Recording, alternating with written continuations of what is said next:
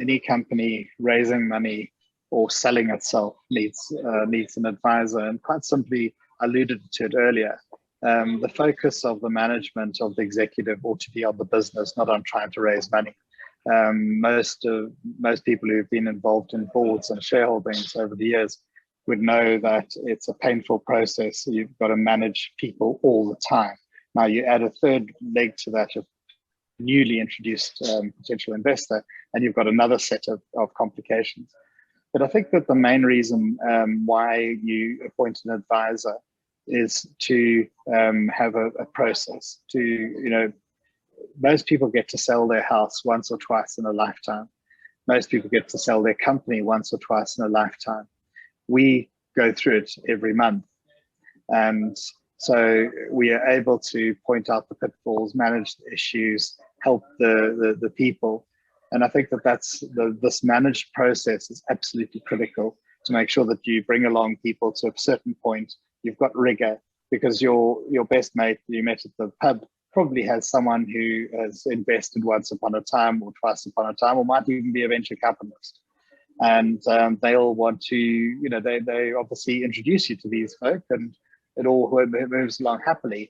And then they ask for some information, they ask for more information. What we're doing is we bring a structured process to the exercise that allows you as the insurtech entrepreneur to just keep to your business and to get involved when you need to. But most of all, and probably critically, is that it's sometimes quite tough to be arguing prices, arguing terms.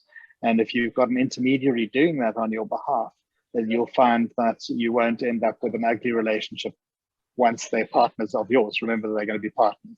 So that's my view. The other thing is, senior involvement. With no disrespect to the larger organizations, quite often those organizations have junior people running with the actual transaction. And I think what you get with Corniche is this is what you get. You get the senior guys who put the legwork in. We don't hand it over to others. So that's another key thing about an advisor firm, selecting an advisor firm.